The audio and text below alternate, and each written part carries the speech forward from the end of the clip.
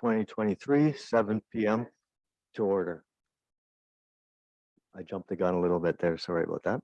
I'm going to actually start that over again. So I call this regular council meeting Monday, March the 20th, 2023, 7 p.m. to order and to acknowledge that we are on the traditional territory of the Chehalis. Next order of business, please. The next order is the introduction of late items, and there is none. No late items. Thank you. After that, the approval of the agenda. Do I have a mover for approval of agenda? Moved by Councillor Facio, second by Councillor Jackson. Discussion, all in favor? Passes unanimously. Next order of business, please. The next order of business is adoption of the council minutes. There's 3 sets. The first one, the resolution is that the special pre-closed council meeting minutes of February 24th, 2023 be adopted. Moved by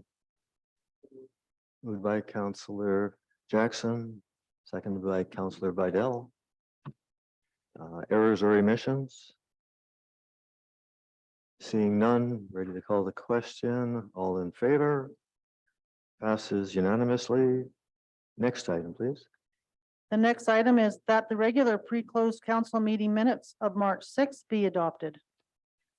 Thank you. Moved by Councillor Jackson, second by Councillor Vidal. Any errors or omissions?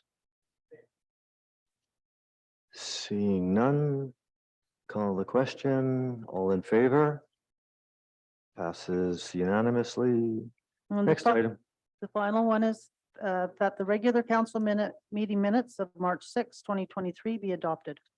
Moved by Councillor Vidal, seconded by Councillor Buckley, sorry. And we will call the question, any errors or omissions? Seeing none, I'm going to call the question. All in favor? Passes unanimously. Next order of business, please. The next order is business arising from the minutes, and there is none. Thank you. Next order, please. The next order of business is number 6, consent agenda, and we have nothing in there either. Thank you. And I understand the next order of business. Is the delegation and presentations. And they have let us know that they can't make it tonight and it's been canceled. Yes, thank you. So moving on to the next order of business, please.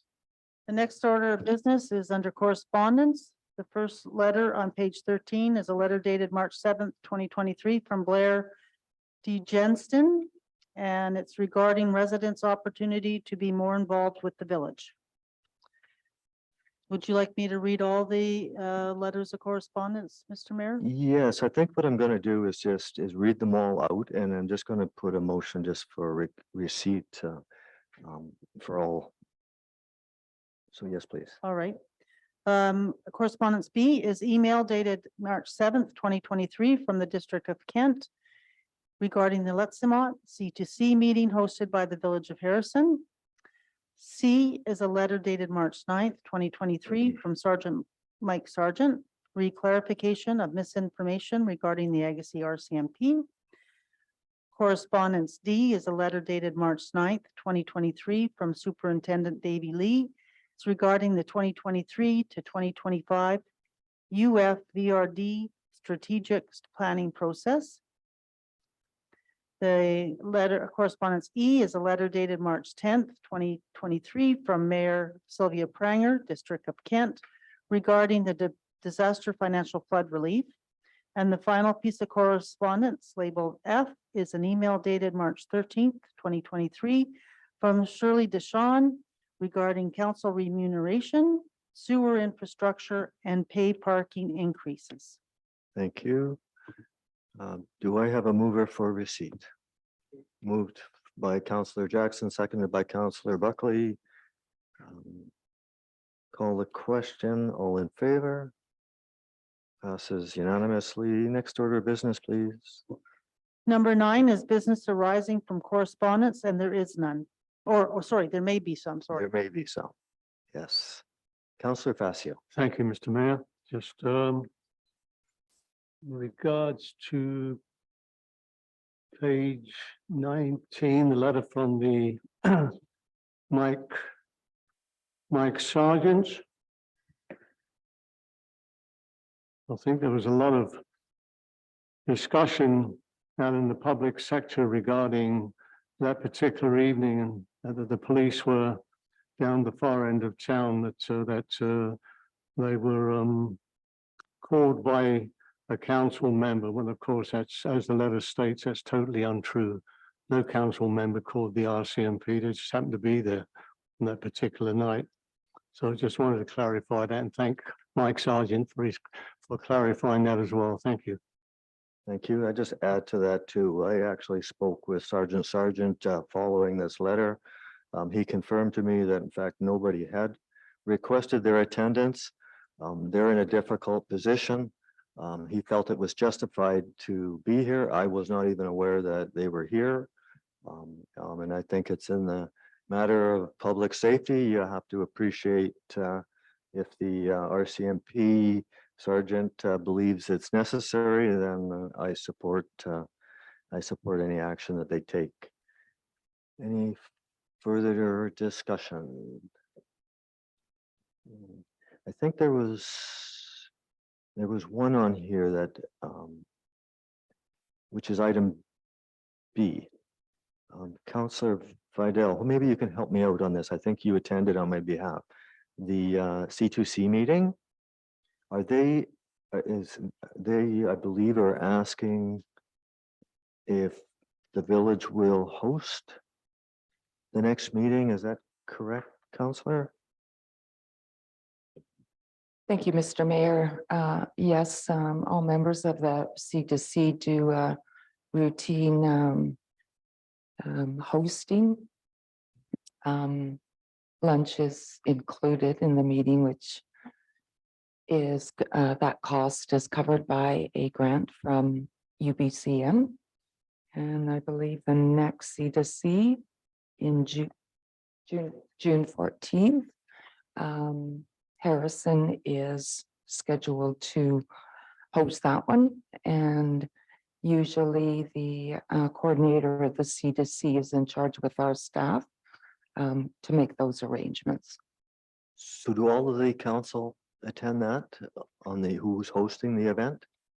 Any member of council, whatever municipality is a member of the C2C is welcome to attend. However, it is only the designated or the alternate that has the voting privilege at the C2C. Thank you.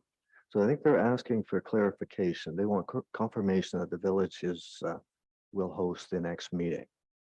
Do I need to would like to put a motion out here to I'll make that motion, Mr. Mayor, that the village host the next C2C Let's Not meeting on the 14th of June. seconded by Councillor Buckley.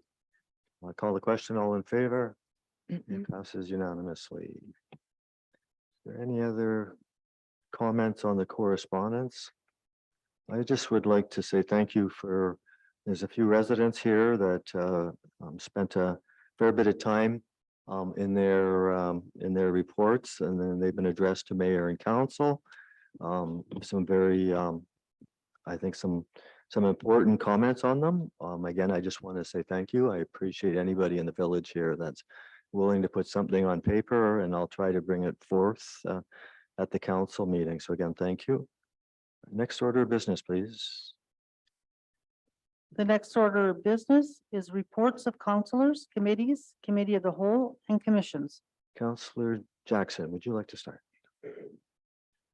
I've just been very busy attending meetings, your worship, and getting ready for tonight. Thank you. Hope to get started very soon on committees. Yeah, thank you, sir. Councillor Buckley.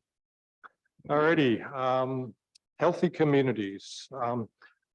I attended the healthy community meetings on March 16th. They were speaking about the multi-generational trauma. Presentations have been made by various organizations. There are a great deal of issues to be dealt with. Mental health support is being increased by 400% to the school system. I had no idea there is so much, I guess, disturbed things going on with the students, and it just seems to carry on into adulthood as well. And they are dealing with it the best they can with the resources that they have. But it was very troubling to hear just how much is actually going on. And they have places set up in most of the schools that you can go to on a regular basis, be like a guidance counselor, only different, where they have people that will talk to them, or they can do group as well. So good work on them. There are currently 500 people on the wait list for a doctor in Agassiz. With extra help from incoming doctors, they hope to take 200 people off that list within 2 to 3 months, which is really good news. That's a lot of people, but unfortunately, you'll still lose approximately 300 without a doctor. If you do need a doctor, you can go to the Agassiz Medical Center, and they will give you the information needed in the forms that you have to fill out. So hopefully they'll get another doctor or two, and everybody will be looked after. Also, the Chamber of Commerce, March 14th. There was a presentation from Community Futures North Fraser. They outlined the Taking Care of Business initiatives. It's an online platform which offers various forms to support businesses in the Community Futures region. Reported that there are currently 87 members in the chamber, and under bursary selection, bursary applications will be collected by the school and forwarded to the chamber. There is a new committee to review the applications and select the recipients. And that's all I got. Thank you, Councillor Passio. I did mention a little while ago that I was approaching our school in Harrison Hot Springs for Earth Day, which is the 21st, I believe, of April. And on the 19th, the school, all their students will be doing a walk around the village, part of a cleanup. I would have to ask for maybe some of our staff to help out just at the crossings, and the resort and spa will be providing lunch for all the students and parents and teachers at the resort hotel. So it's something we used to do many years ago, and it gets all the children out there. They love doing it. So that's on the 19th, which is a Wednesday, that the Fantastic. school will be involved. I was a guest at the Let's Smart Community at Shem Reserve on the March 8th. And Mayor Pranger in her report said that what date is this? She's going to do this, that on the 22nd of April, which is a Saturday at 8 in the morning. This is to raise money for the Craddock Center. She's going to be walking from the municipal hall in Agassiz to the closest swimming pool in Chilliwack. So I believe there's going to be a police escort over the Rosedale Bridge. I said, depending on the walking shoes that I would have on, I would go as far as the roundabout of Popcombe to support her. There was only the District of Kent and the Seabird Islands, the village and Shem First Nations at that meeting. The July, I did mention to the Shem chief that we'd be very welcome for our July 1st parade. It would be nice to have them involved in that. And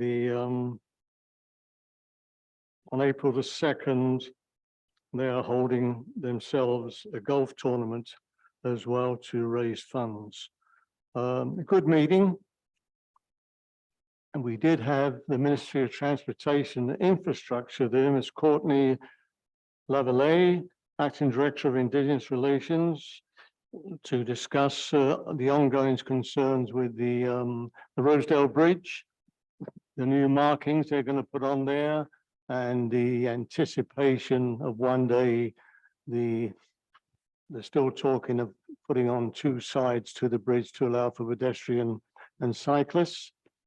But I did bring up the meeting I had with the minister last spring, regarding safety issues from the Shem Reserve to the railway bridge, which are attending to, and also safety concerns on the bridge itself. So that was that. On the 16th and 17th of March, last Thursday and Friday, I attended the Fraser Valley Regional District Strategic Planning meeting at the Resort Hotel. The meeting was called to order in the open, and then they went into a closed. Main topics of discussion was transportation, rental housing, employment, tourism, protecting the farmland, immigration, and jobs and housing, processing plants in the valley. I believe the milk that's collected in the valley, this side of Prince George, all the milk that's collected ends up in Burnaby. There's no processing plant for milk in the valley at all, and farmers are rather concerned about, also for the poultry.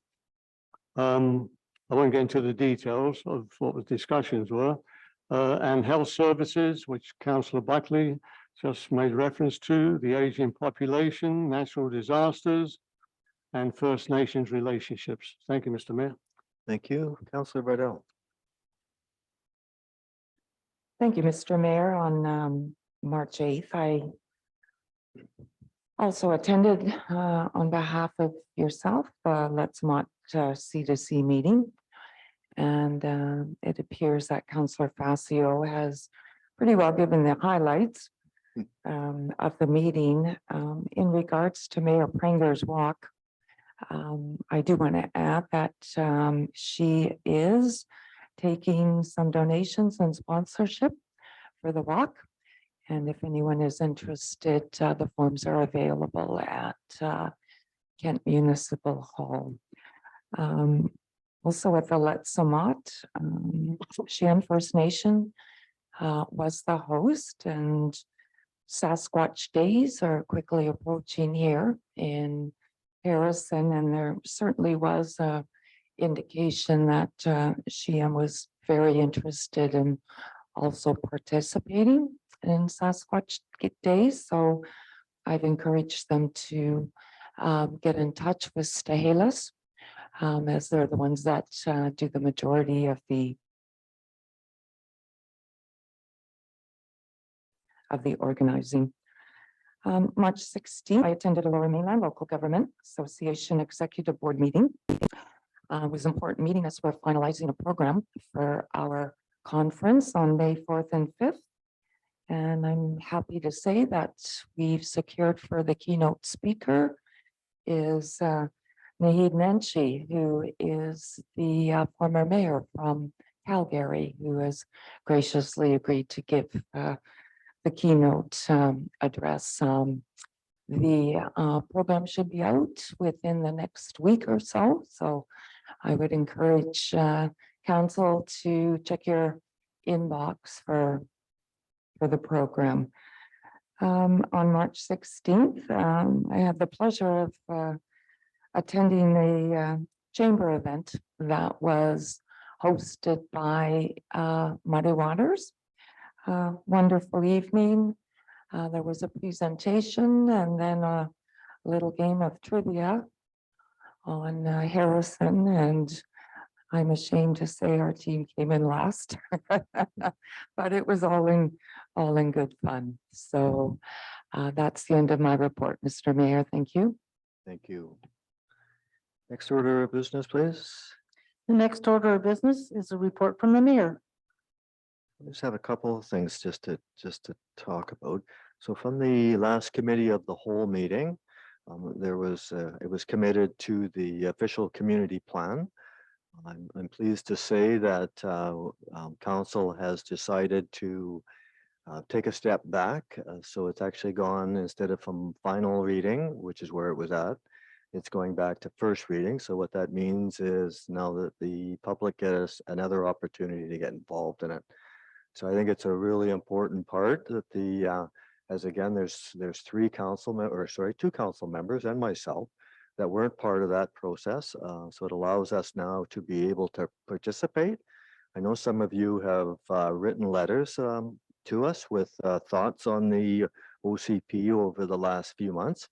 But unfortunately, by law, we are not allowed to receive or as we had already entered into the final adoption stage. So anyhow, so this allows us now as council to read, listen, and hear what you have to say. So feel free to express your thoughts. So I'm very pleased with that.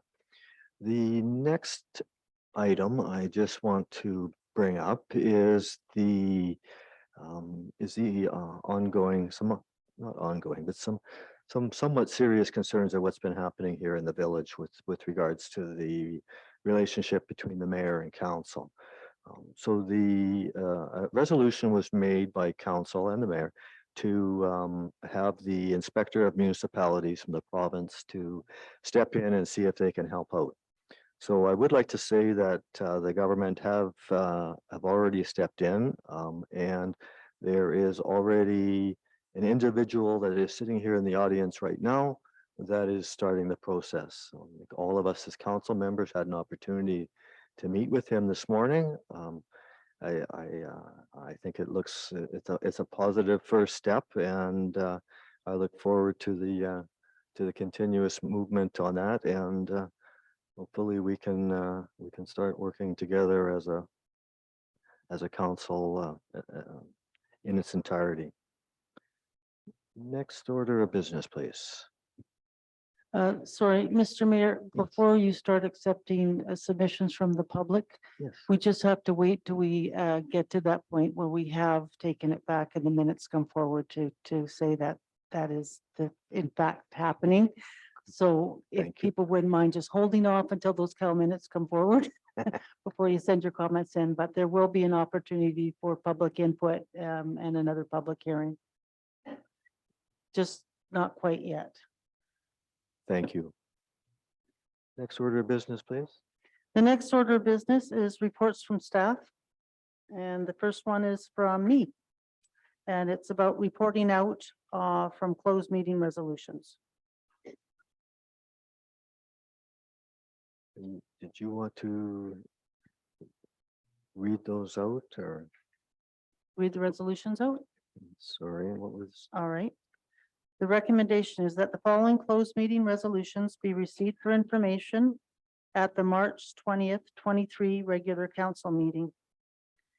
And the first resolution that was released was that council requests Lidstone and Company to prepare and send a letter to resident blank to cease and desist posting derogatory comments against council and staff on the Facebook site blank, and to request resident blank of the site to permanently ban blank from posting any comments on blank. The names were released because the names have been released under section 22(3)J of the Freedom of Information and Protection of Privacy Act.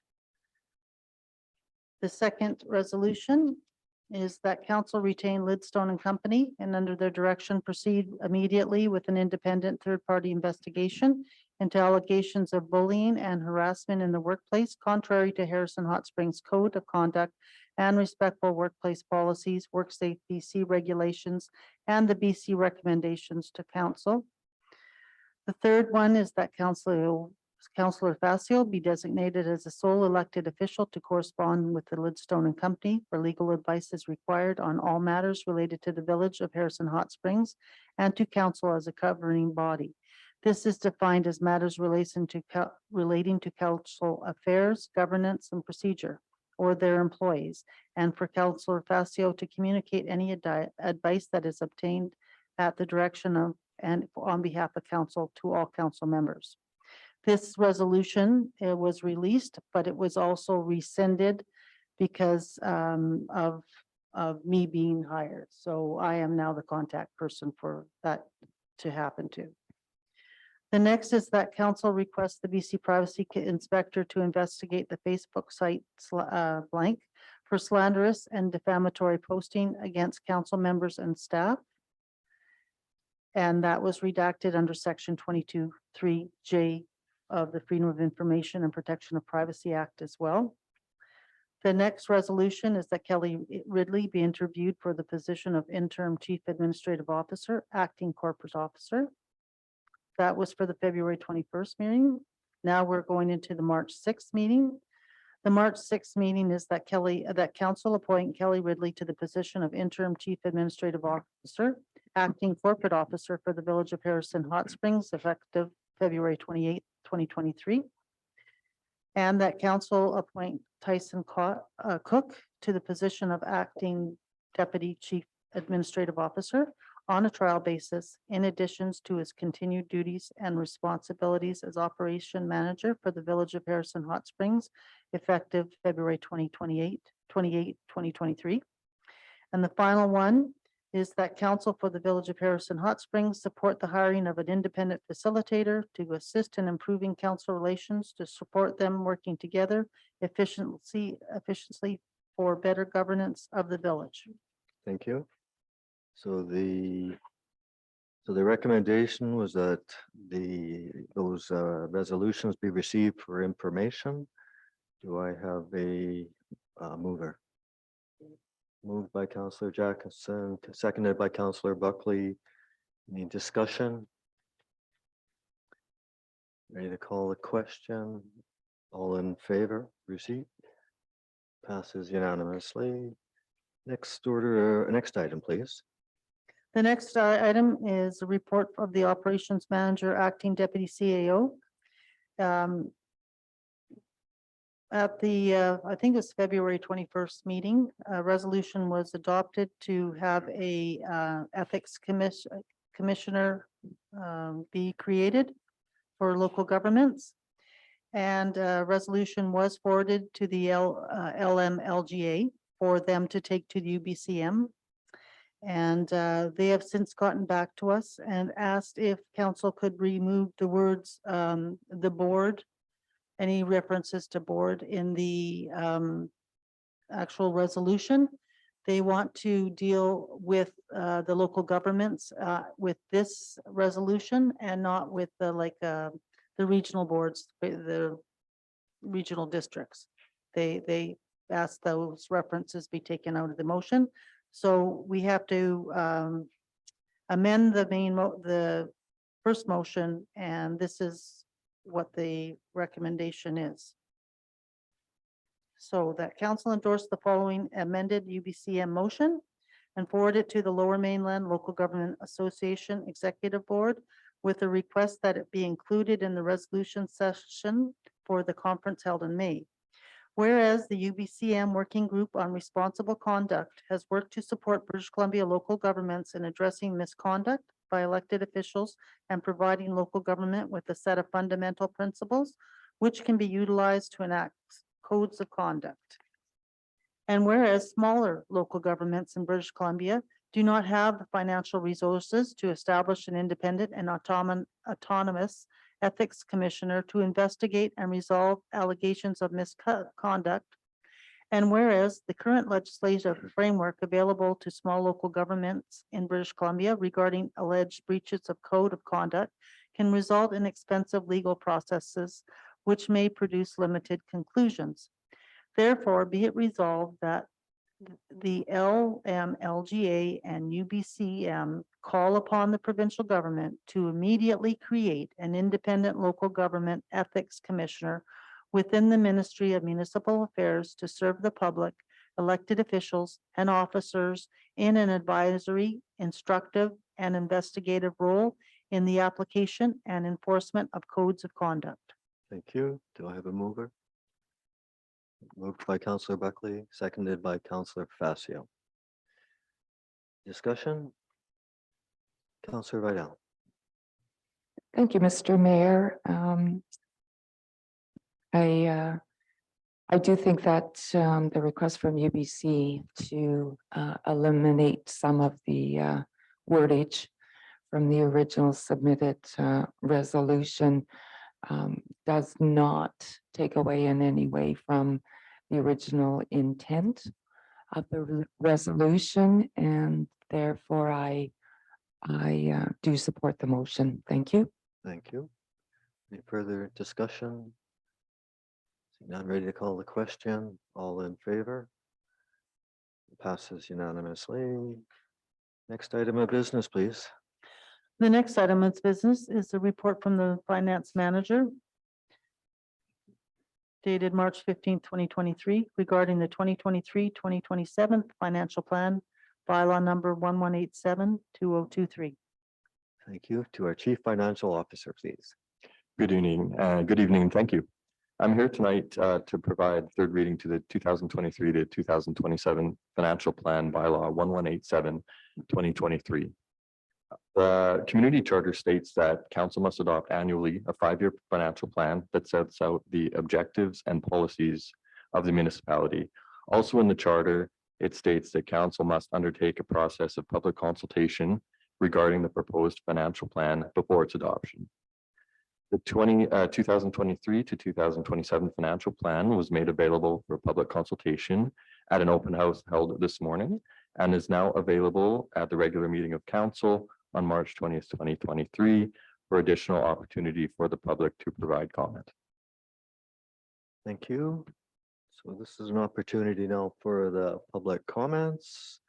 Anybody would like to come up to the podium, have any comments or questions on the financial plan? Please come on up.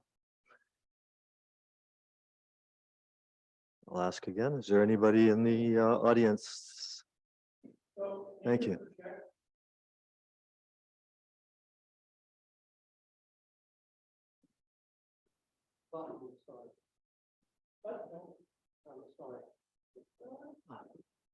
Didn't turn it on.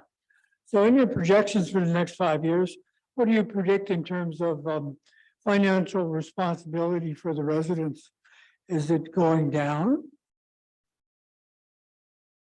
The Chief Financial Officer. Thank you for your question. Can you just expand a little bit more in your question on your Are my taxes going down or up? Next 5 years? Absolutely good question. That's difficult to see at this point. Obviously, there's many different moving parts that go towards taxation, and that includes growth. So as you know, we've got lots of new development at the beachfront. That helps actually current residents because that brings new. My apologies, it's a trick question. Okay.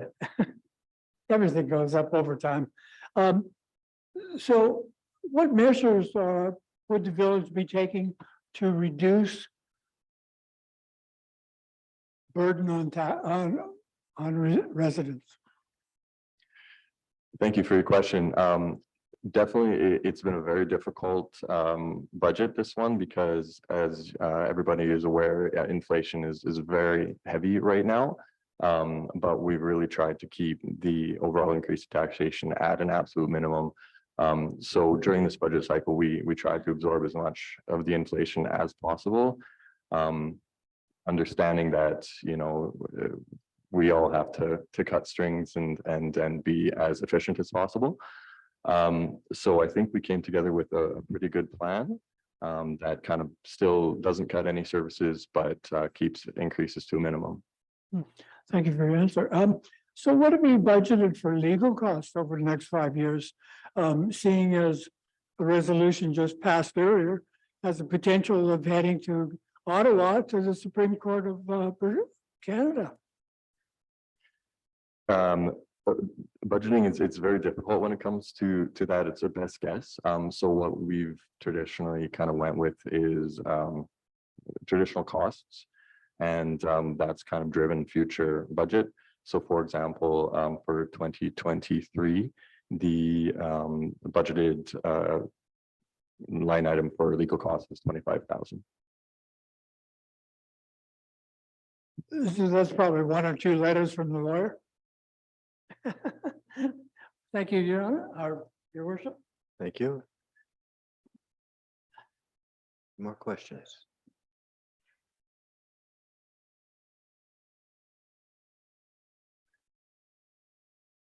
Good evening. Madeline Garno from 641 Schooner. I took place or I took participation in the Zoom session this morning on this. And I was pleased with the clarification that was requested at times. But my attention was drawn to a particular issue on your draft sheets that I'd like more clarification if I could. On the second draft page, which refers to expenditures of council and administration.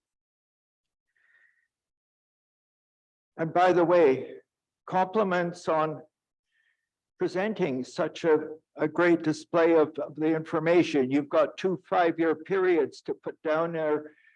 But let me tell you that it makes it very interesting when you look at the history and look at what's happening. So I draw you to first of all, the total amount for the council in 2022, it was 115, almost $116,000. Last year was 132,000, and I'll just round up for everything. This year, gee, I'm not just deaf, I'm blind too. Is about almost 200,000. That's a significant amount of money to go in 1 year. And of course, if you look at subsequent years, those totals are all that much of an increase. I know that the reason for that is because of the increases that were voted upon and the additional expenses and so on. And I draw your attention, as I said, to that section because it's a major concern. It's almost a doubling of that whole session in 2 years, from 115 to almost 200,000. I could ask you to explain that, but I think we know where those came from. But it does lead to the next session, administration. And this is where my question comes in, because it came up this morning that a figure of almost $500,000 last year and more than $500,000, 600 and some thousand, is called management expenses. Can you tell me and explain to me again, as I think you tried to on the Zoom, but I did not catch it all, but it's quite a significant amount to be on a single line. What does that incorporate? What are the things that come under management expenses under administration when that amount is almost double the cost of the staff itself? And if I could, allow me time to get back to where my hearing aids work. Okay. Thank you. Thank you.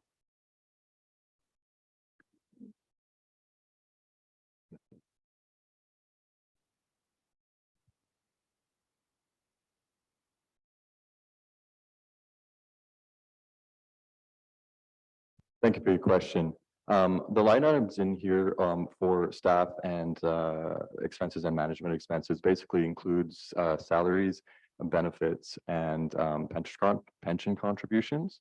The specifics in these line items, I'm not able to disclose at this moment because of privacy regulations.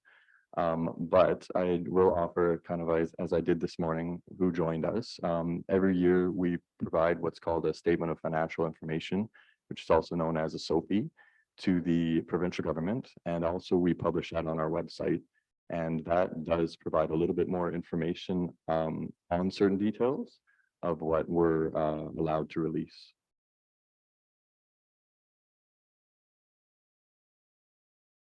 Can I ask you to come up to the podium again, please? Thank you. I'm going to make you walk.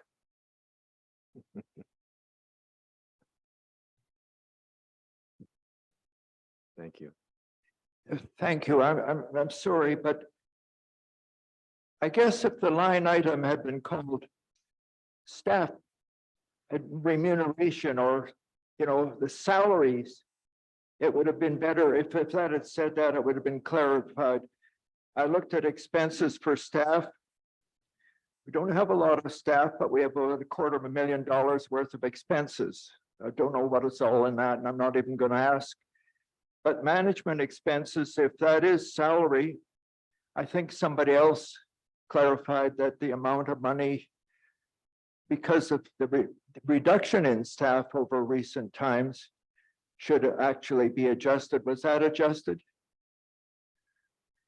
The information here is based on the best estimate at the time when we did first and second readings, which still remains the best guess. But again, it's just an estimate on what the expenses or salaries will be for the year. Thank you. Any other further questions? Would you like to come up to the podium, please?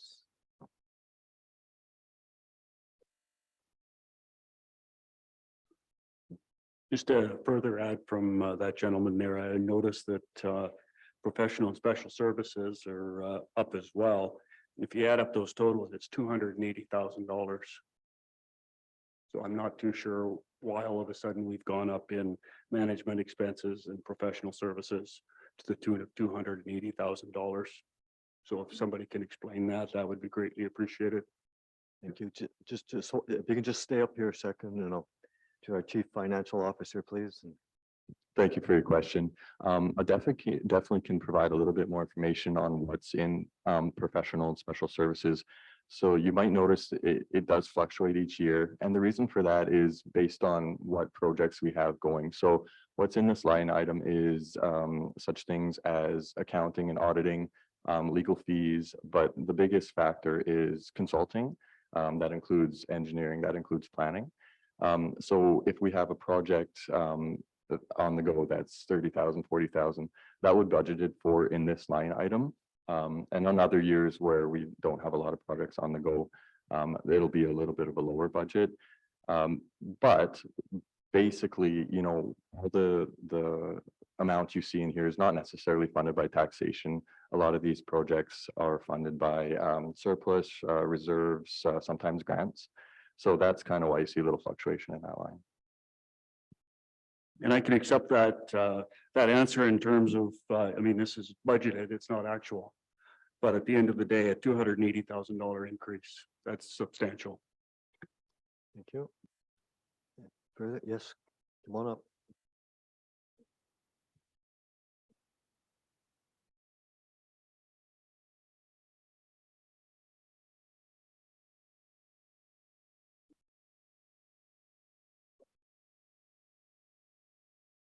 Oh, this is a big one. My name is Leslie Gezeshan. I am 811 residents of 811 Ramona Place. And I have a question. The 600,000, which is projected for council, that is including the 43% salary increase? Go ahead. So it's not 600,000. Last year was 500,000. For council? Yeah. No. It's budgeted for, so basically all of council remuneration and expenses is budgeted at 198,000 for this year. And that includes. I cannot hear you. No. The budget items for council this year come to 198,000. That includes the remuneration increase.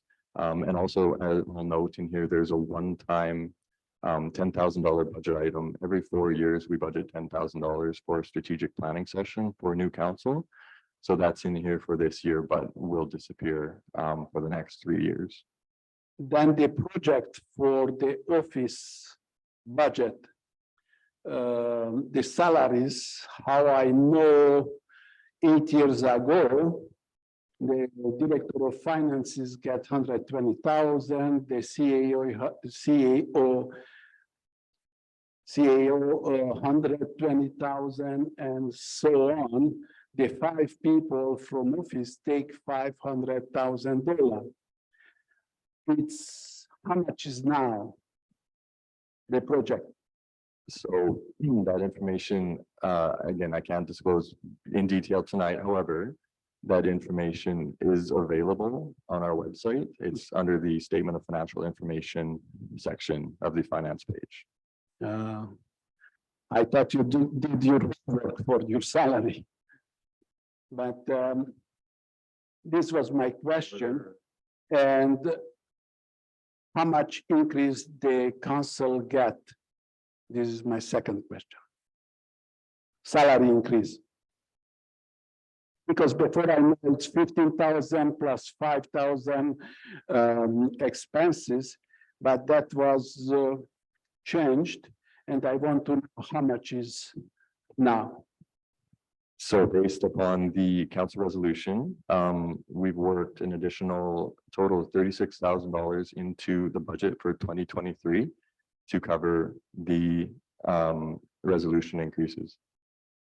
Okay, thank you. Thank you. Any other questions from the audience? Is there anybody on Zoom that has any questions? Anyone on Zoom, if you have a question, please use the raise your hand feature. I did see, yes, John, I see you here. Let me just unmute you. So we have a question from John, your worship. Yes, go ahead. Yes, good evening, Mr. Mayor. May I proceed? You may proceed. John Allen, 398 Hot Springs Road.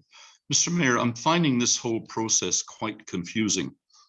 When I was in your seat as mayor, Premier Gordon Campbell introduced a rejigging of the Municipal Act, which has produced the community charter. And in doing so, he laid out very clearly for us, and he had been the mayor of Vancouver prior to being premier, that he wanted municipal governments to become more like corporate structures and corporate boardrooms. And he wanted to have an annual shareholders meeting or an AGM in some organizations at which the whole board of directors would sit down at a table and would answer the questions of the shareholders and or members. And that worked for a couple of years, but the way it has evolved now has become something that I believe is no longer effective. Because I was on the Zoom this morning for an hour and a half, maybe an hour 45. And I was looking at the table that you're sitting at, and there was nobody at that table. There were voices off on the side, the director of finance, perhaps the director of operations. There were no councillors, no mayor. And I did not have that opportunity to sit as a shareholder in the municipal corporation of the village of Harrison and ask questions directly of the directors and the chairman of the board or the mayor, which is your position. I was surprised to find you say tonight that now the floor is open for these questions. In the invitation that I got through the small ad in the Observer, there was nothing to indicate that I could ask such questions tonight. And I asked a number of good questions, I thought, this morning, but I just want to register the fact that, particularly with a gentleman here, probably from the Minister of Communities or whatever they now call it in Victoria, that I feel this is a kind of a misleading thing, because what I was expecting this morning was that yourself and the other directors of the corporation, which we call councillors, would be there for that important meeting this morning. I did not appreciate the fact that it was held at 10 a.m. on a Monday morning when most people are unavailable. I thought it should be a special council meeting, as Mr. Campbell had suggested all those years ago, a special council meeting with all of the councillors present, accounting to us, the people, at a convenient time, which for most people is the evening, not 10 a.m. on a Monday morning. So I just have to register an objection to the way this process has been handled. It was a complete surprise to me on joining this council meeting tonight to be given this opportunity to ask a couple of questions. So having registered my dissatisfaction with the process, let me ask a question. I have been threatened by Mr. Lidstone, who may or may not be the village solicitor, with a cease and desist letter, a defamation suit, and God knows what all. I'm currently in a defamation suit from a close associate of the previous council, and which has cost me to date $120,000 Canadian in cash to defend myself. And I know that there is a slap suit. This is not about And- the financial statement. Point of order, Your Worship. It is about the This is financial not about the statements. financial statement. This is about, Counselor Jackson, Counselor Jackson, no, I'm sorry, sir. Counselor. You know that. It's not a question. This is not the time to deal with it. You're out of order. No, I'm not. You're out of order. I'm not out of order. Mr. Mayor, may I proceed? No. My- If you have a the questions are regarding the financial plan. If Yes, you have a question on the and- financial plan, then proceed. And the financial plan has a provision for, I think, only $25,000 in legal fees. And if the village is going to pursue this action against members of the community, I would just have to point out that $25,000 will not even get it started. You'll be into it for $250,000 in no time. And therefore, I believe that the budget that's been presented is completely unrealistic, given what has actually been announced as being planned for action against residents of the community. Thank So- you. Thank So you. my point is that I think that your budget is unrealistic. By all means, go ahead with this program against residents. But if you're going to do that, you're going to need a lot more than $25,000 to do it. And I would say 250,000 would be a good starting point. Furthermore, I want to say how much I object to using village resources and village lawyers for such actions. If people on council feel that they have been defamed, they are certainly free on their own ticket and at their own expense to seek legal remedies and to go to a lawyer and go to court and apply for whatever remedies they deem fit under defamation law, bearing in mind The that mayor, point of order, this is not related to the financial plan. Thank you. Thank you. well, sorry, Councillor Vidal, I believe it's very related to the councillor plan because I know that Mr. Mayor, point of order, please. This does not relate to the Not related to financial financial budget. statement at all. Next question, please, sir. well, Mr. Mayor, on Order. account I was optimistic about the good behavior of the councillors earlier tonight, and I'm starting to lose my optimism. Let me just finish by saying that I think that you as a mayor need to bear in mind that the function of the municipality is to provide services to properties and to people, and not to exercise these particular vendettas or whatever you want to call them. So I object to the inclusion of only 25,000 in the legal budget, and I object to the expenditure of money on what has been announced tonight as cease and desist orders. Thank you. Thank you, sir. Order, please. Are there any other questions on Zoom, please? If there's any other questions on Zoom, please raise your hand. I have one.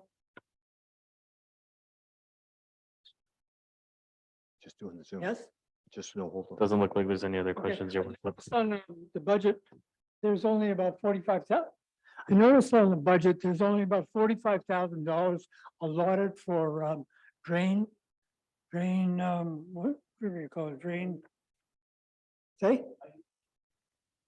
I don't know, it's not mine. It's your paperwork. I noticed the drain sewers, there's only about $45,000 budgeted. And given that, I believe maybe you should budget more. And some of the areas in town do not have drain sewers. And they do have ditches, but the ditches have to be cleaned out, and I can't see $45,000 going very far. And if you expand that over 5 years, we don't know what the increase in the population and the housing that's being built, what effect that will have on our sewer, our drain, so I would maybe venture to guess, double it at least, Thank you. Does the maybe more. operation, I don't know. would the I would guess, operation, Scott, he's a money guy. let me get the operations manager to answer first. Thank you, Mr. Mayor, through you to Mr. Kiss. That is actually for maintenance of the storm. It is not to construct storm sewers. You'll see that we have a crew in town, street sweeping, we're cleaning out catch basins. It's just for budgetary, or sorry, maintenance. Thank you very much, Your Worship. Thank you. Any other questions from the, see one more coming. Evening, council. Good evening. Just like to ask how much we paid in legal retention fees for the lawyer. It's going to be investigating, I guess, news and views, which has been blanked out. How much was the retainer that we paid? We haven't, so the lawyer's about 2 months behind in billing us usually. So I can comment on 2022 charges so far. Otherwise, we have January and we just don't know the rest. Okay. Thank you. Thank you. So seeing no other questions out there, so it's going to turn it over to council. Council, who would like to, Councillor Buckley, would you like to start? Did you have any questions on the financial plan? Okay, thank you. Councillor Jackson, sorry. Thank you, Worship. I reviewed this, what I like to do, the review financial statements. I've gone over this line by line. Yep. I find that they've done an excellent job. The tax increase this year will be less than the rate of inflation as I see it. So I think they've been very studious on their projections. We know that there are certain items that are things that have happened to this village in the last while beyond some people's control, which will add to some of the expenses that might not have been there this year. But the village has a healthy reserve. They've got a good reserves in many of areas, which is envious of other municipalities. And I like to thank our staff for the presentation and the job very well done. Thank you, Your Worship. Thank you, Councillor Vassia. Thank you, Mr. Mayor. First of all, thank you to Mr. Schwartz for his presentation and his budget. I think maybe what Mr. Kiss may be referring to, that under stormwater upgrades for 2023, we have 2,100,000. Maybe that's what he was making reference to, instead of the maintenance portion. So it's 2,100,000, correct, Mr.? No, it's okay. Thank you, Councillor. Thank you. Councillor Vidal. No, Your Worship, I'm fine, but I would also like to extend the thanks to staff and especially to our Chief Financial Officer for very easy to follow budget and just a really good job. Thank you.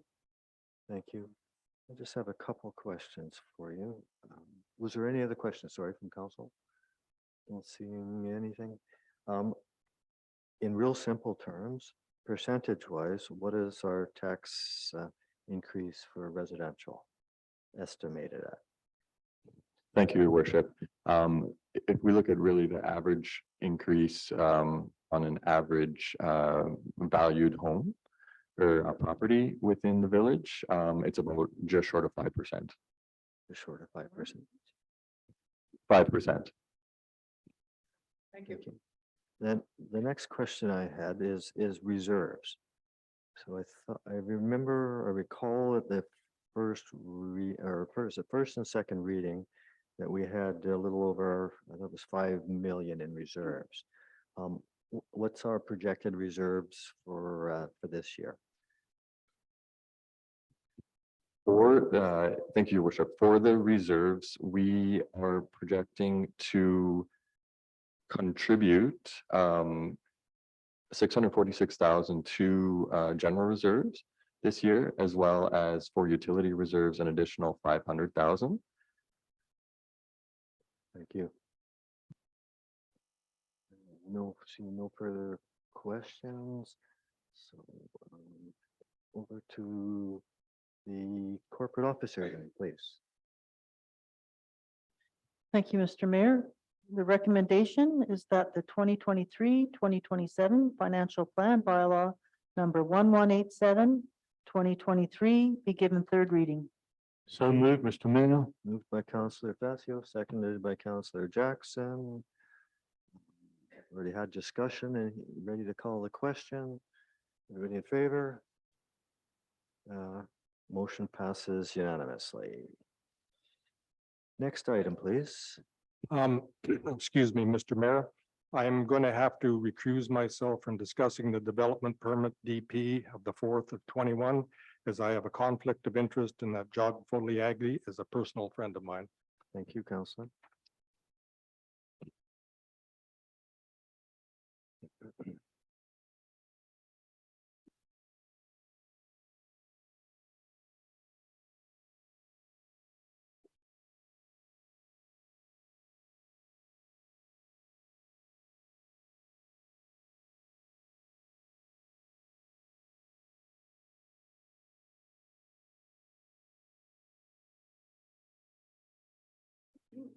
Okay, so let's continue on then. So to our planner, please. Thank you, Your Worship. This is council's consideration for the issuance of a revised development permit for the properties located at 694, 712, and 720 Hot Springs Road. Originally, the developers were not going to use the existing vacant dwelling on the site with the civic address of 720 Hot Springs Road. The developers have now decided to use the house. The main floor will be used as the living quarters for the park manager and the basement for storage purposes. Please note that the basement has an existing operating water well. The applicant would like to keep this well operational for plant watering purposes only. And also there was earlier this afternoon, they sent us a new rendering, and there's 5 copies have been made and placed as part of your agenda package. And I'm sorry for the lateness on that, but that just came in, as I said, today. The site is approximately 6.80 acres in size, 2.75 hectares. The parcel is zoned C3 tourist commercial and is bounded by Hot Springs Road on the east. The lots across Hot Springs Road are zoned either R1 or R3. The site north and south of it is zoned as C3 tourist commercial. And the applicant is proposing to create an 83 recreational RV site, holiday park, and campground with a single level amenity building and a swimming pool. This application came through in September 2022 and went through the development permit process, which included the environmentally sensitive issues in the site because it's a tributary of the Miami River. The riparian area protection regulation process kicked in, and the report has been created and has been reviewed by the province. The SPIA that came out of that report is recommended to be at 10.05 meters for the streamside protection and enhancement area. And down on the bottom part of the agenda, pages 86, you can see part of the guidelines that happened with the geotech side of it, because it's also inside of the geotech development permit area. So we went through those 2 iterations earlier, and these are all the guidelines that are shown with it on pages 87 and 89. 89 is the start of the Miami development permit area. And as I mentioned earlier, all of those issues went through the process the first time around. And upon a review of the reports and materials submitted with the original application, staff is of the opinion that the development permit objectives have been addressed for this development permit section and will not change in this revised permit. The issuance of the original development permit, as I mentioned earlier, was on September 19th, 2022. And council subsequently passed the following motion, subject to the following. As noted at the bottom of page 90, the applicant supplying an irrevocable letter of credit, the amount of $96,250, and the applicant entered into a save harmless covenant with the village. So now the changes to the revised DPO4 is as follows. The irrevocable letter of credit has increased by $19,375. So it's gone up from $96,250 to $115,625. And this includes the original or the current estimate revised for the roof work on the vacant dwelling of $15,500. And as we've done in the past, we've used a multiplied factor of 1.25. So the change to the revised issuance of the development permit report, we've added in the requirement of an additional covenant to ensure that the well water is used only to water the park's plants as indicated and requested by the applicant. Based upon this, your worship, we're suggesting that staff is of the opinion that this application does not need to be referred to any external agencies. There's no notice on titles with respect to the covenants to floodplain issues, which will be addressed as we get into the recommendation. The letter of credit may be used to cover the following new costs. Originally, we just had on the middle of page 91, we had the 4 points there that were covering the cost. The 5th point now is the roof of the new manager's house.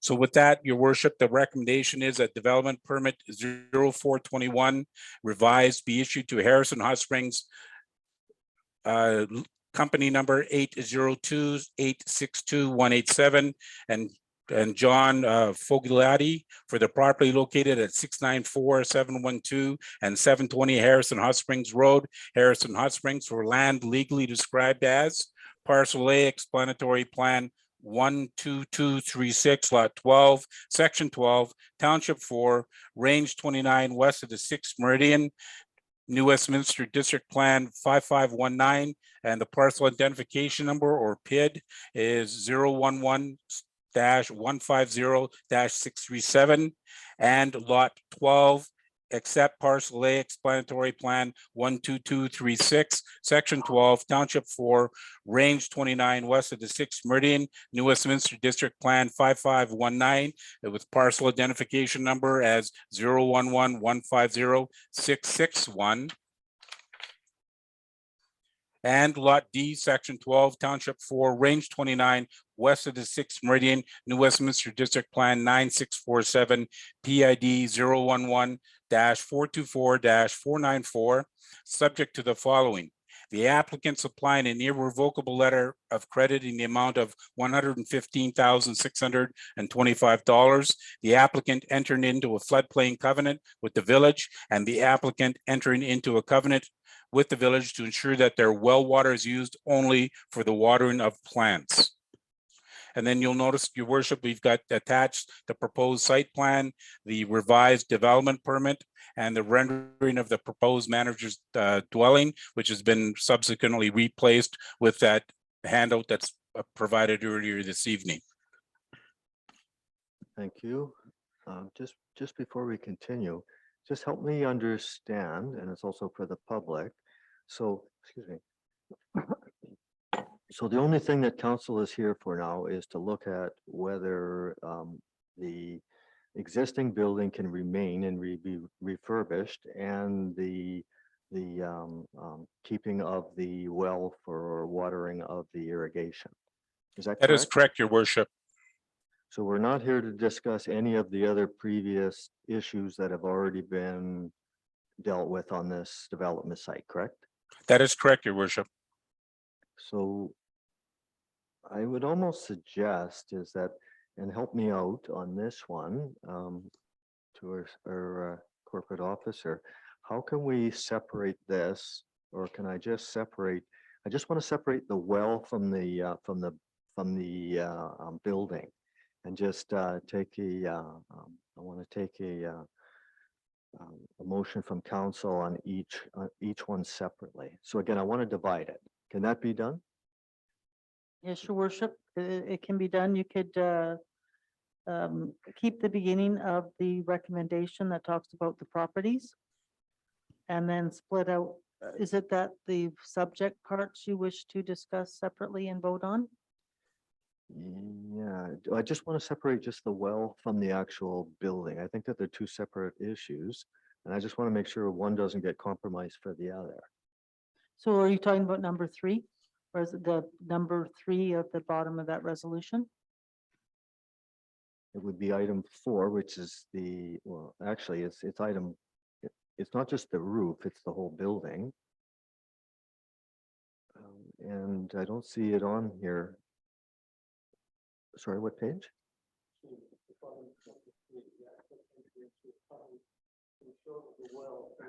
Microphone, Thank you.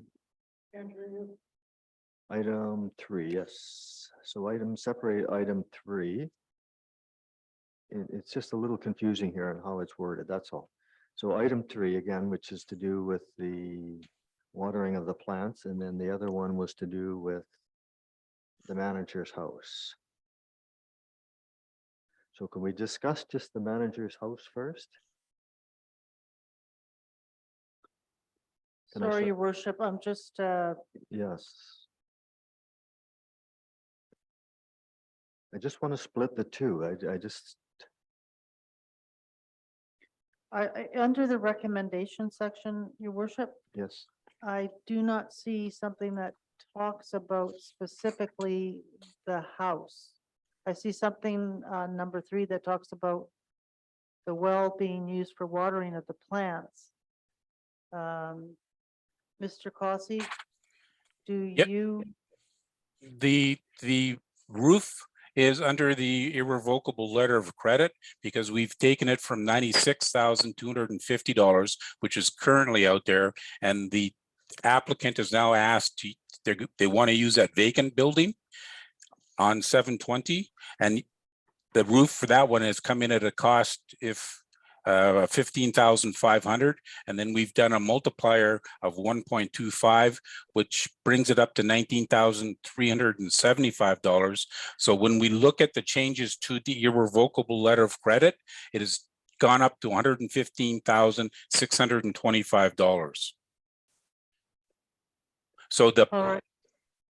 for the all of those issues, because there's a whole bunch of issues associated with it that you'll find in the current development permit that is already in existence. And that has been brought forward because there's no changes to the current permit and those requirements. The only changes are they're adding the roof in the vacant dwelling. So all of those other conditions that they have to meet are still in existence. If you look on page 94 and 95 of your agenda package. Yep. Excuse me. You can see section 6. If none of those issues are done, this is what the irrevocable letter of credit can do. The council can cash that irrevocable letter of credit, do all of those that works, item 6.1 all the way down to 7, and do all of that work, and whatever money is left over, you can give back to the developer, or if there's additional work required or additional funding is required, you can do an invoice to the developer. Mr. Mayor, if I'm understanding you right, Yes. you wish to take number 3 from the bottom of the recommendation, the applicant entering into a covenant with the village to ensure that the well water is used only for watering of plants. You want to discuss that separate, Correct. all right? So Let's start. we can take that out of the main resolution to be discussed separately. Okay. So if you were to pass the motion, it would stop at number 2, that the applicant enter into a floodplain covenant with the village. Okay, so then we can discuss the building itself under item 1 and 2 then, correct? So the recommendation on the table now is to approve the revised development permit as per, subject to the following, 1 and 2. Would that be correct? That's right. Okay. Do I have so I would move that. Do I have a seconder for that? Seconded by Councillor Facio. Discussion. Seeing no Councillor Jackson? Thank you, worship. First of all, I think I'd like to see the well removed. Well, we're going to talk about the well Oh, okay, separately. We're just the building. One of my concerns here, it says we're gonna have 144 replacement trees. Now, I would have liked to have seen a design that showed what type of trees are going to go in, because we're in a situation now where we have to make sure that trees that get planted are good carbon scrubbers, not just, there gotta be two things, one for birds and one for carbon. And I would not like to see another fence go along Hot Springs Road. I'd rather see a nice tree line like the Appian Way. This is the entrance to our village and we have to start paying attention to it. So when people come in here, either as residents or as tourists, that they see something beautiful. And we really have to start on that. And when I would like to see, if it's possible, a tree planting plan and what the trees are going to be. Thank you. Thank you. I'm just gonna, I see our planner here's got his hand up, but I think I just clarified that at the beginning, that all we're here now to discuss is the actual house itself, and the actual well itself. Was that not correct? So we cannot discuss the matter of the landscaping to our planner? Yes, that is correct. What I'd like to do though, if I may, your worship, is just for clarification, is on page 96 of the agenda package are the various reports that have been vetted by the council the last time around. And that included the vegetation plan, the tree planting plan, and the geotech report, and the riparian area. But the riparian area, the recommendations have been brought into the development permit. So yes, back to, we're just looking at the revised at this particular point in time. Thank you. So I just want to respond just to Councillor Jackson a little further. I totally support with what you said. This was a decision that was done before this term. So it's just for the revision. I wish we could bring that back up and discuss that too. But that is not the case. Again, I'm going to ask that just to make sure to our planner. That's correct, your worship. Thank you. So questions. Sorry, I'm going to continue on discussion. Councillor Vidal. Thank you, Mr. Mayor. Through you to our planner. If you could just clarify for me, Ken, exactly where on that lot that residence is located? Is it further to the back of the lot, or I took a, kind of a drive-by and a view, and it appears to be more in the center of Yes, that lot 720. Is that correct? that is correct, your worship. Okay, thank you. Nothing further at this time, Mr. Mayor. Thank you. Thank you, Councillor Facio. Thank you, Mr. Mayor. Just a question on the number 9 of the development, page 96. This development permit is not a building development permit, a subdivision approval, nor a soil deposit or removal permit. So what Councillor Jackson was making reference to, I don't see why that couldn't be inserted, that a tree planting design, is that correct? Or type of trees? To our planner. Yes. Yes, Through yes, you your to Mr. Cossey. yes, your worship, that is already in there. Because what we've done is the replacement trees. If you look at section on page 95. Yep. Okay. Section 6, paragraph 6. Yep. Replacement trees, a total of 72 trees will be removed as per the Huckleberry Landscape Design Report dated April 5th, 2021, with 144 replacement trees planted. The replacement trees must follow the following requirements as laid out on page 37 of the attached Huckleberry Landscaping Design Report.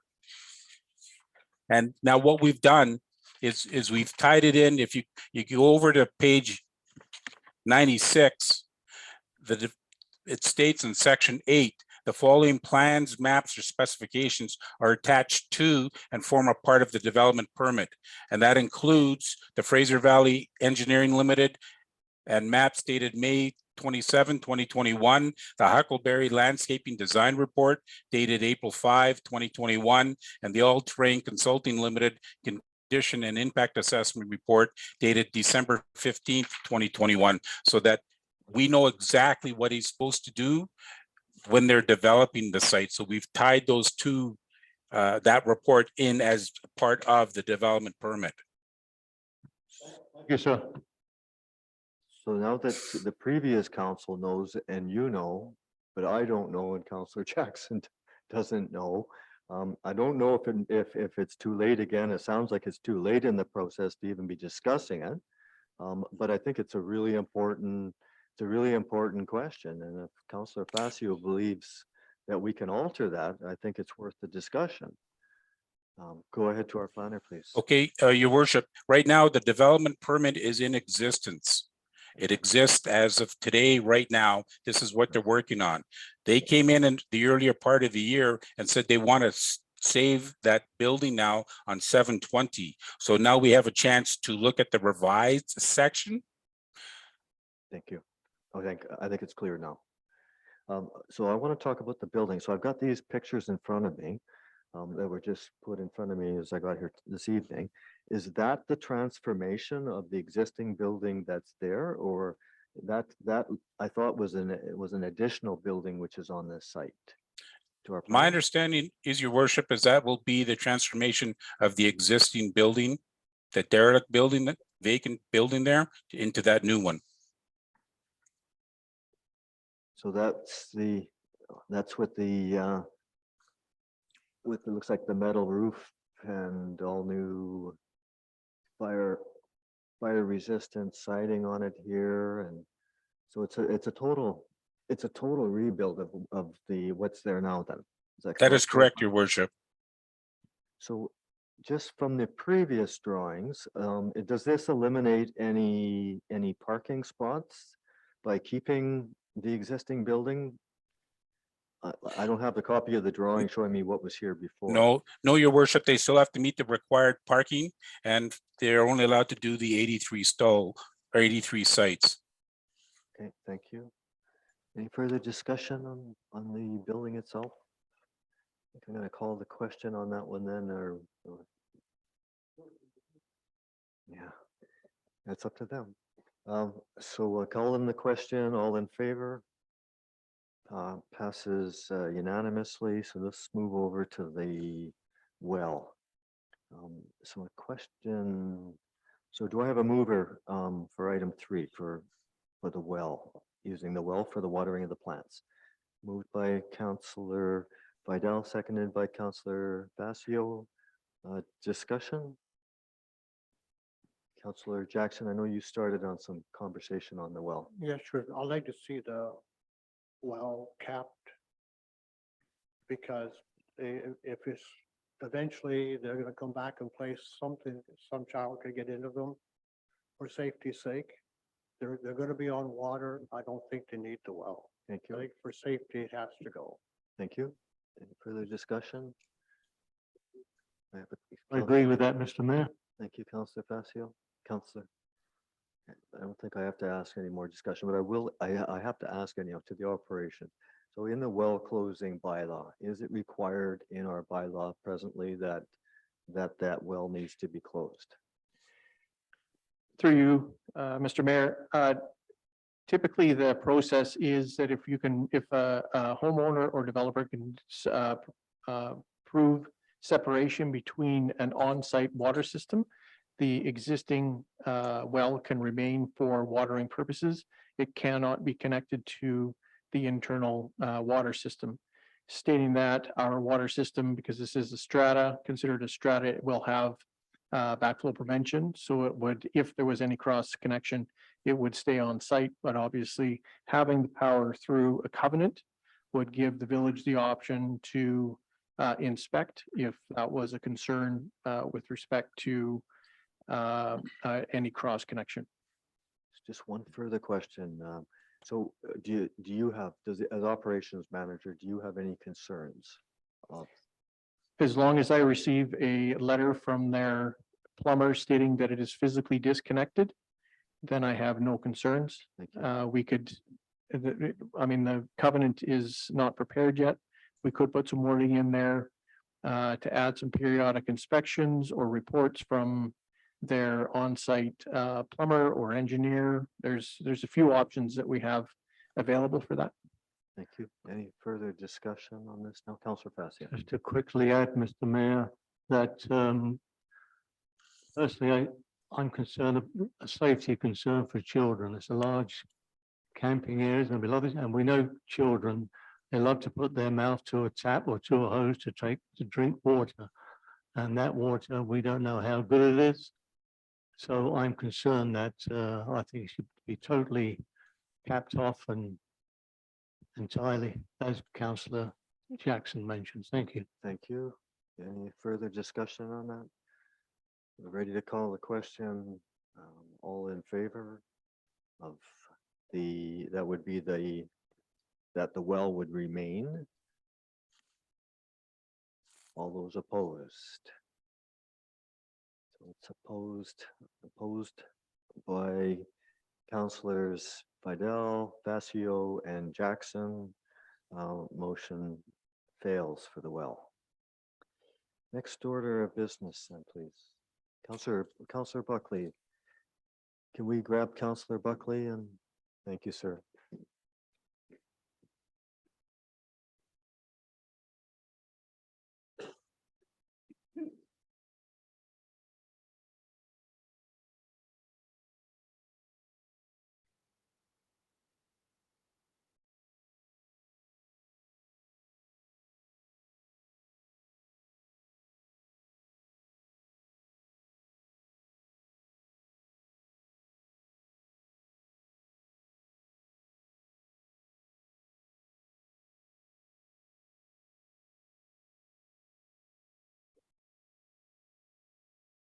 Yeah, I'm sorry. Next order of business, then, please. The next order of business is number 14, new business, request from Councillor Fascio. Councillor Fascio. Thank you, Mr. Mayor. Through you to our staff, after discussion with our interim CAO, I would like this to be referred back to staff to review and put together a term of reference and then bring it back to council. Do we need a motion? So I've made the motion. You want to make a motion? Yes, thank you. Second by Councillor Buckley. Discussion. I think it's a smart decision to make. I think that this is a decision really that the chief administrative officer, it's her responsibility.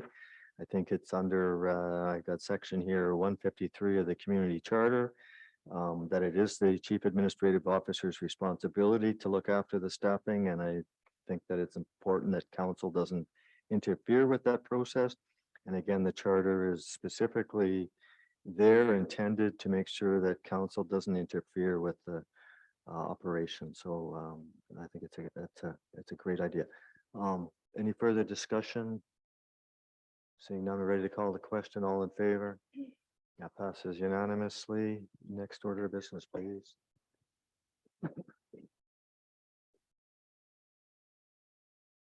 Oh, sorry. That's I okay. went to sleep. Number 15, questions from the public pertaining to agenda items only. Anybody from the audience? Any questions?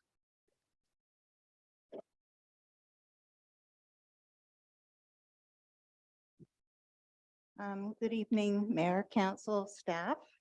I attended the budget public meeting this morning and would like to thank Scott and Tyson for the presentation and the explanation of some of the line items. It was very helpful. This morning, I had a couple of questions in the category of administration, which a couple of the other residents tonight also brought up.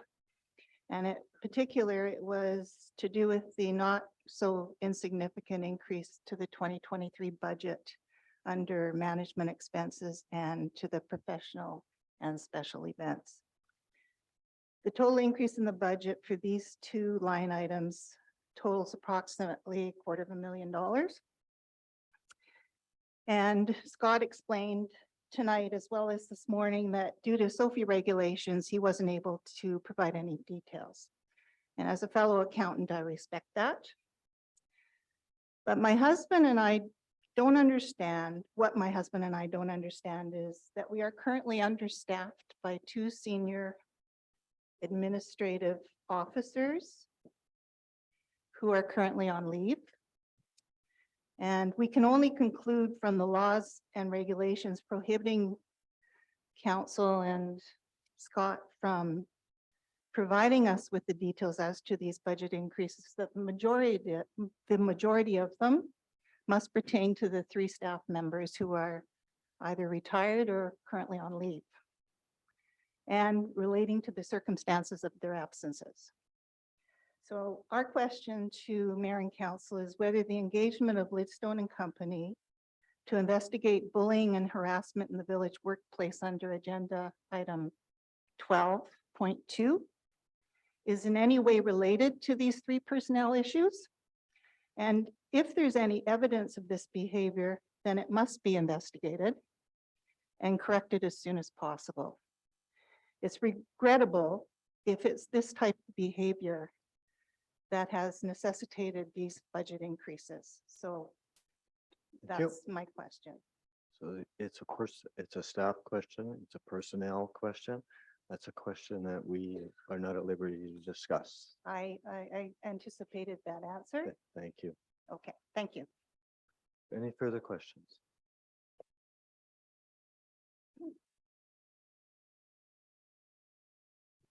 Mr. Mayor and Council, start off by thanking previous council for a $5 million surplus. Well done. Further to this lady's comments, Mr. Mayor, and I'm going to direct my question to you because reading this Lidstone and Company paragraph here where we talk about bullying and harassment and respectful workplace policies and conduct, WorkSafe BC regulations and the BC Human Rights Code. As the mayor, you're ultimately responsible for what's going on in this village. And if these allegations are proven to be correct and true, and you had any part of it, are you prepared to step down? I can't comment on that question. Thank you. All right. Any further questions? Unbelievable. For the record, you're not required to step down. Thank you, sir. I just wanted to mention it, probably not on the agenda, but it was mentioned by Councillor Jackson. And I strongly believe we should plant more trees and we should try to retain more trees. Although, if you want to reference the last development permit, that's on the west side of Hot Springs, and that's always going to be difficult because we have the hydro line on that side of the road.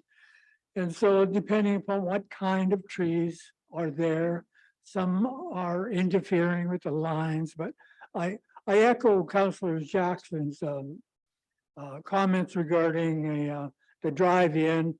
It's horrible when I used to see Tugboat Junction and the trees and, but that's a distant memory which faded a long time ago. But I encourage council to step up and plant more trees if you can.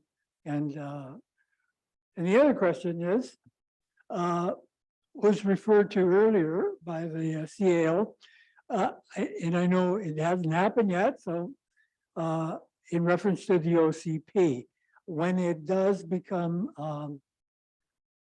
back on the table, if you will.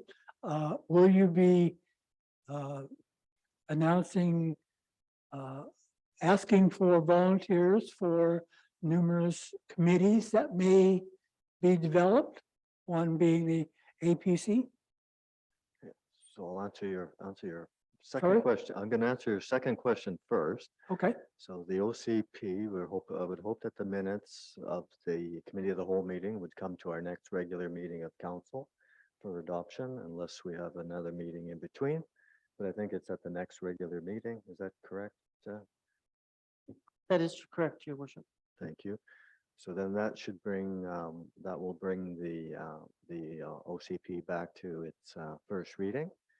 That's the intent of it. What happens from there, council have not actually discussed that in further detail. But I welcome your thoughts and I look forward to hearing your thoughts and other people's thoughts on that. I think that there's some good opportunity for some community groups. Again, it'll be a council decision, and I think it's a very, very important decision. So thank you for bringing that one forth. And now you made me forget your first question. now what was the first question? What was your first question? Who can remember that far back? Okay, I think it had reference to trees. right, thank you, sir. Thank you, your worship.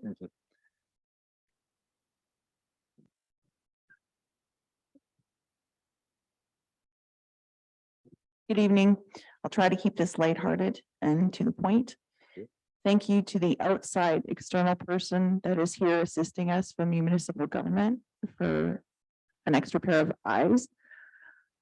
I welcome the accountability factor and I welcome transparency. As a former nurse, we had a rule that if you didn't do it, you didn't chart it, or if you didn't chart it, it wasn't done. So I appreciate being able to dot all the i's and cross all the t's and follow the breadcrumb trail wherever it may lead. In regards to Mayor Pranger's event on April 22nd, as you may recall, a couple of months ago, I lamented the fact that we don't have a public swimming pool here. I enjoy swimming, and as part of my overall health and wellness and weight loss program, I have also adapted running and walking, and I'm doing quite well at all of those things. So I would like to, with your permission and consideration, challenge Mayor Pranger, and I would like to join her in the event and challenge her in the fundraising. So I will walk with her on the same day and do a walk run. And I would like to challenge her to the fundraising because I want a swimming pool in Agassiz. I am very tired of driving to Hope frequently for a swimming pool. And as I commented before, I cannot do laps in our little hot tub here in Harrison. So I would like to put myself forward as representative of Harrison Hot Springs to do that on April 22nd. And my goal is to raise $5,000 Fantastic. on behalf of Harrison Hot Springs. So if you want a swimming pool in Agassiz, I'm willing to walk there to Chilliwack. I'll do a walk run. And I'm willing to consider sponsorships. If you have a business, I will wear a t-shirt for you. But your minimum donation will be $2,000. Any other donations will be welcome. So I had that crazy idea a few days ago when I heard about it. And I thought rather than approach the mayor, I would approach mayor and council first. And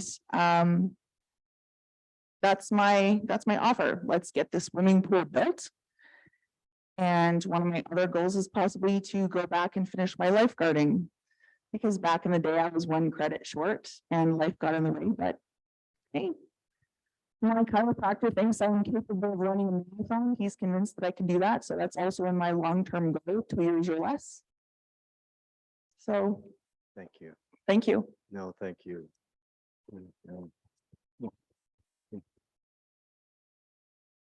Mr. Mayor. Just Councillor Vidal, did you want to say anything about that walk there? Like how could she make contact or who she should make?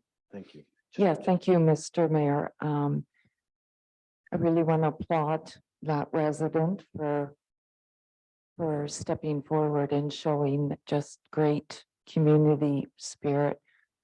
I think the way to approach it would be for that resident to have discussion with one of our staff members who could let District of Kent know what that resident is proposing. And if there was somewhere perhaps on our electronic bulletin board, other means of communication, if the resident is willing to provide some contact information that our residents would be able to contact you, would that be appropriate? Do you think? So if you wouldn't mind speaking to one of our staff members after the meeting tonight, I'm sure they could kind of point you in the right direction. Okay, thank you. Thank you. Yeah. Just one sec. So it's the corporate, or sorry, to our Chief Administrative Officer. If you'd like to come to see me after this, I'll be happy to talk to you about it. Thank you. Go ahead. Thank you, Mr. Mayor. I don't want to take too much mic time, but my question really could have come up at the last session when I was talking to with regard to the budget. I don't think this item is in the budget, but is there been any discussion on how to use the windfall money from the provincial government for local development, or however they called it? I didn't see it in the budget itself. I didn't see it as an item of income, but it is, as I say, it's a windfall, and it's a fair chunk of dough. In fact, Harrison had, on a per capita basis, one of the highest, if not the highest, in the province. So it's a good chunk of money. Has it been discussed, or when will it be discussed? And give me time to get back to hear you. Thank you.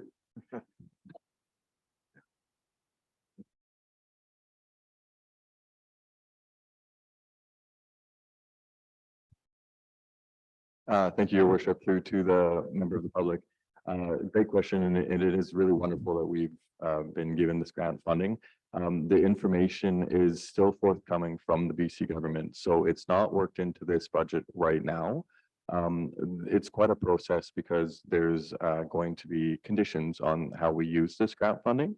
Once we fully identify that, we'll be coming to council for some ideas and some options on how to work through that grant. And then we'll proceed at that point.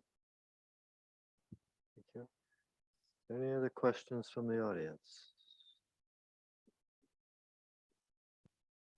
Yes, sir. Okay, my concern is the meeting that was held on Monday, February 24th, in the village office, and essentially, make a long story short, section where a simple majority making up the quorum waived notice. The community charter and the procedural bylaw say what was added to the minutes of this meeting, that it was waived by a unanimous vote of all council members. All refers to five. Five council members is all. Three is a quorum and a simple majority. So in my view, the community charter suggests the supermajority is required to waive notice. And my beliefs are that if this is allowed to continue, then a rogue simple majority could have a meeting and not give out notice to other members of council, namely two that say they would be opposed to a particular item or a particular view, and that it could lead to mischief. And I'm suggesting that the interpretation taken on this meeting is incorrect and should be corrected. It is my view that it was wrong, the wrong interpretation of the community charter, and it, my belief, this is wrong. Shouldn't continue like that. Thank you. It's a no-no. Thank you. Any further discussion? Questions? Anybody on Zoom? Yes, your worship, we have a question from John. I'm Go just gonna ahead, please. unmute him here. Yes, Hey, John, Mr. you can Mayor. hear? Can you hear me? I can hear you, sir. Thank you. I agree with the ex-councillor Zoltan Kiss that unanimous means that you need 5 people to waive notice. You can't waive notice with 2, 3, 4. You have to have 5. Anyway, the discussion about the development at 720 Hot Springs Roads only reinforces my concern about the handling of the meeting this morning and the meeting tonight. Because during the meeting this morning, we had an extensive discussion about the drainage ditch which lies along the west side of the village at the foot of Agassiz Mountain behind 720 Hot Springs Road, and the necessity to maintain that ditch as the essential drainage for the whole west side of Harrison, north to Harrison Lake, and the need to have easements, right-of-ways, setbacks, and access easements across those properties in order for the village to maintain one of the first ditches that the village built on incorporation in 49. And unfortunately, because of the way that this financial report has been handled, that did not come forward as a report to council tonight. And you heard nothing about the discussion that we held for 90 minutes this morning concerning that drainage ditch. And my concern is that this development has been approved last year, and unlike and in contradiction to the OCP objectives to secure the necessary drainage easements and to have a proper drainage issue, this has not been addressed.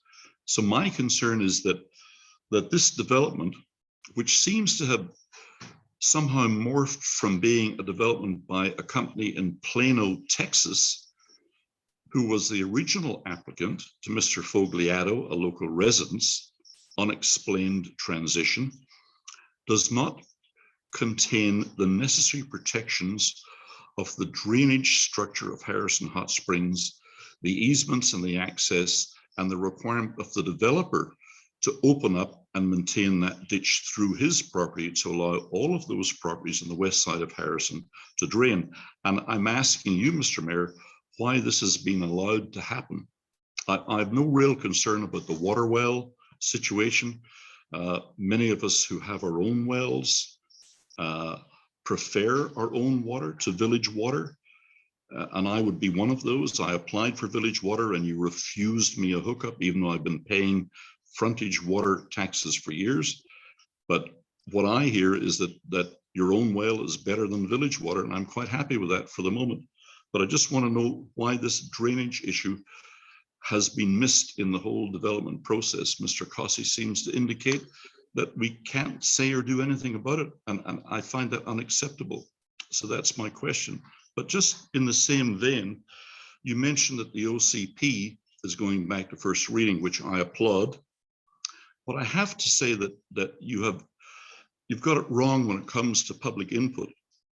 It's only after the closing of a public hearing that input from the public to the councillors is cut off. From now until the end of the public hearing, we as citizens and residents are free to communicate with you our opinions and our suggestions regarding the formation or revision of an official community plan. I don't know where you've got your advice about we're not allowed to talk to you. We are allowed to talk to you. We should also be allowed to talk to our advisory planning commission, but unfortunately the bylaw that you have inherited prohibits us from even talking to our APC, and that needs to be changed probably immediately to allow us to have a more broad and wider discussion about the new official community plan, or preferably the revised official community plan, which is supposed to be an evolutionary process, not a revolutionary process. Thank So you. on that, Mr. Mayor, I'd like to ask why you have said that we're not allowed to talk about the OCP when we actually are. I'm going to interrupt you. You talk so much after the first question. I think most of us forget what it was. So I think the first question was an important one, and I would like to actually ask our planner if he could respond to that one, please. Mr. Cossey? It helps when you unmute. My apologies. Yes, on page 95 of the agenda package, actually, the stormwater issue is being addressed through two methods. There's also a subdivision application that's in front of us, and that issue will also be addressed through that subdivision process. And in addition to this, under page 95, section 6, subparagraph 4, a stormwater management plan is required. As a part of this plan, this water must be piped into the stormwater system along Hot Springs Road. So we've addressed it from that aspect of it. The other side of it will be done through the subdivision process, Your Worship.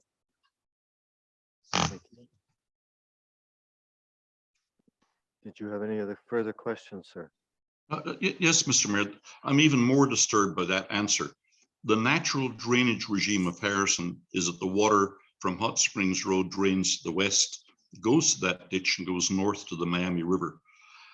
What Mr. Cossey is saying is that all the water from that site is now going to be forced to drain to the east to Hot Springs Road, where it has nowhere to go. There is a $2 million application in to try and make the water go in the wrong direction, south to the Miami River near the drive-in. And that is not actually guaranteed to happen, and is contrary to the natural drainage system that we have been working on for 70 years in the village of Harrison Hot Springs. And that's what we should continue to work on. And it demonstrates again that there actually is no real long-term drainage plan anymore in the village of Harrison, and there should be. That's irresponsible in my opinion. I want to cut you off because I want to get the answer for that. Go ahead, to our Okay. planner, please. Yes, Your Worship. Again, with reference to the stormwater management plan is required. It comes into the office, it's reviewed by the office, and is approved by the office and then sent back to the developer. If they require to do any changes to it, this is through that process of how we will be looking at whatever it is that they have to do, or they may not have to do anything because we have to look in great detail at their plan. I actually just have a question then for the planner.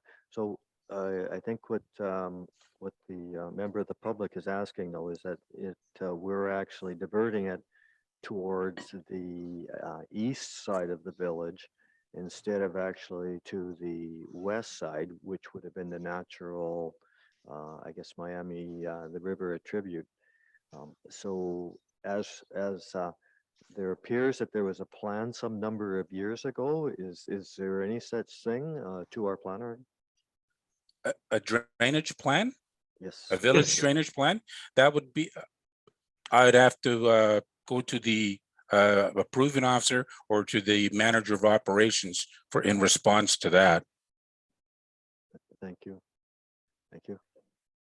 Any further questions to the member of the public? No. Mr. Mayor, just one question. Is there, Years ago, sorry, Mr. Kiss, just a second. I'm still doing the Zoom. Yes, Mr. Mayor, can I just respond to that? I mean, I've been here for 40 years. I was on council. I was a mayor for 4 terms. Dayton and Knight, our engineers, produced a very comprehensive long-term drainage plan for the village of Harrison Hot Springs, which laid out what our drainage was and what it would be in the future. And we spent hundreds of thousands of dollars in developing that plan and followed it for a good 30 years. it somehow seems to have disappeared. And I'm just thoroughly offended at not only the financial cost of developing that plan, which seems to have been now lost, but the hours that I put in as a mayor and as a councillor in working with those engineers to develop a good drainage plan for Harrison. This village was a swamp in 49. The first thing we did as a municipal corporation was to start to drain it, and we still need to do that. So I just find these answers have been unacceptable. I'm sorry, I have no confidence in the statement that, oh, the village office received it and approved it and the way it went. Not good enough, in my opinion. I would ask you as the mayor to please take a personal interest in this. I know you understand drainage, that water flows downhill only. Please get on this and straighten it out. Thank you. Thank you. I just want to answer your other question there, which was regarding the OCP. So the OCP, we are at final reading at this time.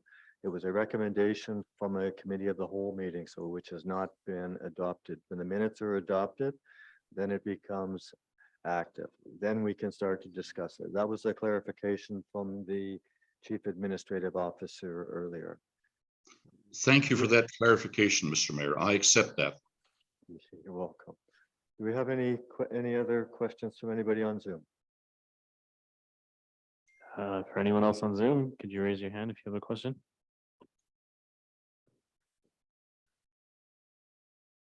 Looks like there are no other questions, your worship. Okay, thank you. One final question. Just one quick question. One quick question. It's supposed to be one question pertaining to the agenda, not 5 or 6, Your Sure. Worship. Go ahead. Where would that be written, sir? Anyway, Your Worship, thank you. Some 15 years ago, I had a different hat on. I was a surveyor's assistant. And working in the village, we did a drainage plan. Then Councillor Harris was our key contact. So in the village office somewhere, there is a drainage plan that we surveyed all the drains and to see which way they flowed. That would give you some idea as to where the water flowed 15 years ago. But depending, time changes everything. So just for your reference, Thank you. Your Worship, Thank you very much. might have somebody dig it up and see if it's applicable or not. Thank you. Next order of business, please. Adjournment. Motion to adjourn, Mr. Mayor. Moved by Councillor Passio, seconded by Councillor Buckley. Call the question. All in favor? We are adjourned. Thank you, everybody, for coming tonight. Now the mics are